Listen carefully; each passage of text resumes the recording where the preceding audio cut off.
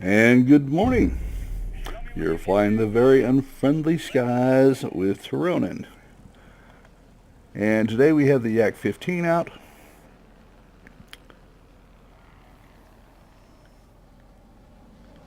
And we're going to try to kill aircraft. Oh, goody.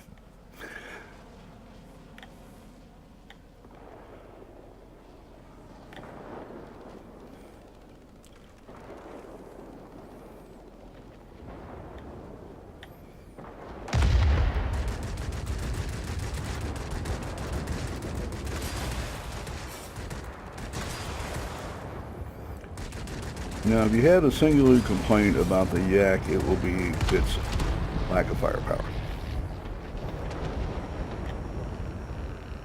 which you can still make effective use of, but it's kind of low for this tier. And then you have the lack of altitude.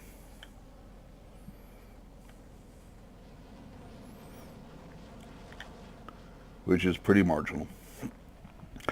And you might ask yourself, why would they limit themselves? Well, this is a training aircraft. Okay, it's not a question of whether did they not possess better aircraft, because they did. This is what you trained with if you were in the Soviet Union of the time and were transitioning off the various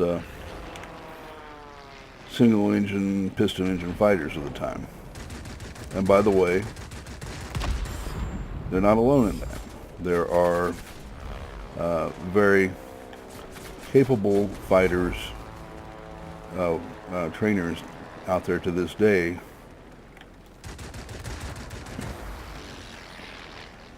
And they transition off piston engine aircraft. Why? Because it's cheap.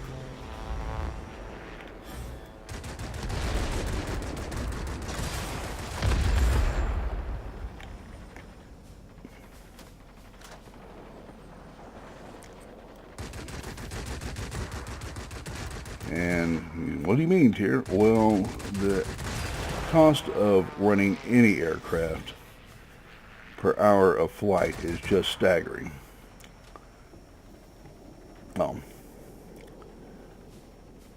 Let alone if you are dealing with full-blown fighters, frontline fighters. An F-16 costs a staggering amount of money to run, and that's the cheapest of them. If you are looking at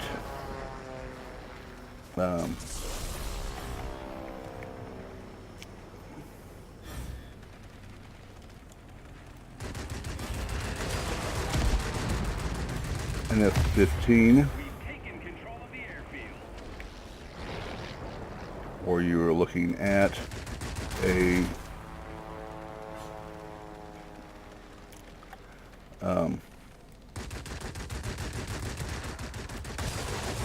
let alone an F-22, the price per hour of flight becomes just short of unbelievable. So to the degree that you can, what you really want to do is train your pilots, because it takes a lot of time to get somebody up to proficiency flying.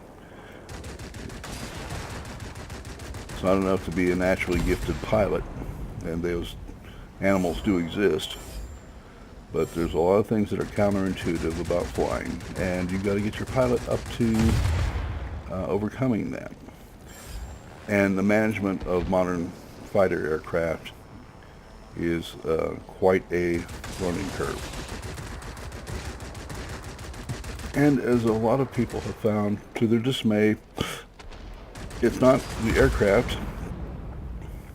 The limiting factor of warfare is the number of pilots you can train. Lose too many of them, and you're just orders to combat.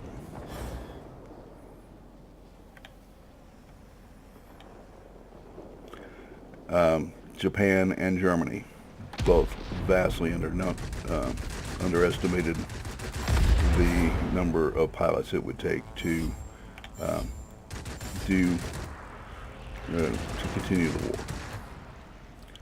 And the greater center in that regard was Japan. Okay? And I don't mean by some small margin.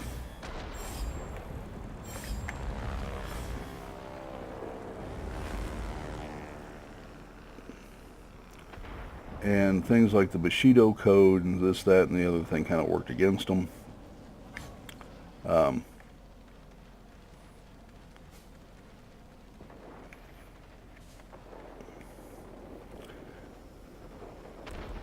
But the idea of sacrificing a pilot when they're the single limiting factor to your war effort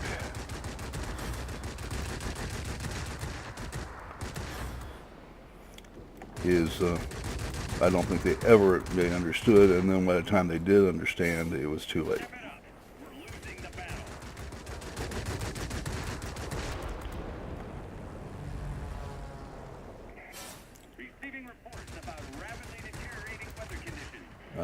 Great Britain during the Battle of Britain found out that they could manufacture all the aircraft they needed, but finding pilots and getting them up to speed to where they didn't become dog meat was another thing entirely.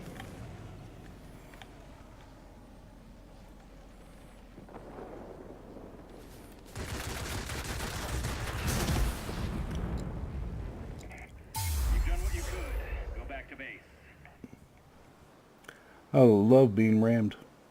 Just love it.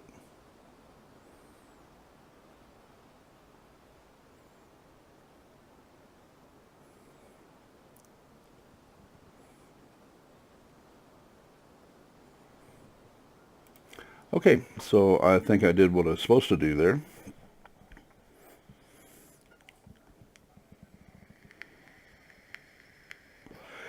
And the reason I was over the airfield is this is a furball fighter. Okay.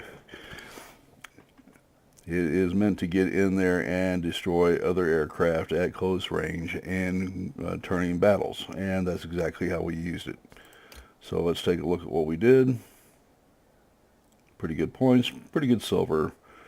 Even got a token out of the deal. Team score came in a comfortable number 1. And I outflew everybody on the other side. Okay. Well, that's life. We never took the mining base, and that's life in the big city, guys. Bots kind of lost that one for us, if I was to not miss my guess. The aircraft used correctly is a lot of fun. This is the aircraft you want to take into furballs. This is the aircraft that can't be outmaneuvered. It's very quick. Coming in right at 500 miles an hour at Tier 8 is competitive. It's not going to... there are a number of aircraft that are faster, especially the ME-262, but you're not going to get outturned in it. The limitations are going to be in high altitude where it loses power and becomes kind of a chump. As you saw when I was up at 7,000 feet, it hurts pretty good. And this is the reason why, right here.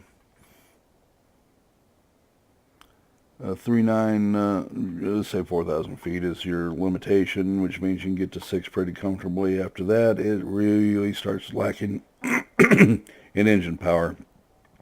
Now, if you convert the 35, the feet to meters, this begins to make more sense. This aircraft ceiling was supposed to be right at 15,000 feet. You're training pilots here. You don't want them getting high, getting up above 15,000 feet, having to deal with oxygen issues and other things. It was supposed to give them a good taste of what a jet aircraft would be, and it did. But it was a trainer, not a fighter. That kind of makes me question other things, but there's a lot of the lineup here in World of Warplanes I'd probably change out if I were them. But not my game. I just play it, right? The but this is a very good fighter, played correctly, and I think you've just seen it played correctly. Hope you enjoyed it. The next stop is the Yak 19, but I'm a good way away from that. But I've got to grind on this quite a bit to get it to where I need it to be. And, you know, what's 136,000 points between friends, right? You have a little better luck with the, I've got 77,000 to go on the LA9. So expect to see both of those in occasional videos from this point on. But we're getting there. And on the banjo, we got forever to go on that. We still have to finish upgrading it. This is my next stop, and we got 45,000 points to go on it. The Fury actually is coming along rather nicely. It's almost completed. 40,000 points gets me the last engine upgrade, and then we'll have a full upgrade review on that. So that gives you an idea where the channel's going. If you have comments, planes you want to see, let me know. As always, your comments, suggestions are taken very seriously here. Remember to like the video and to subscribe. Thank you so much. You have a great day.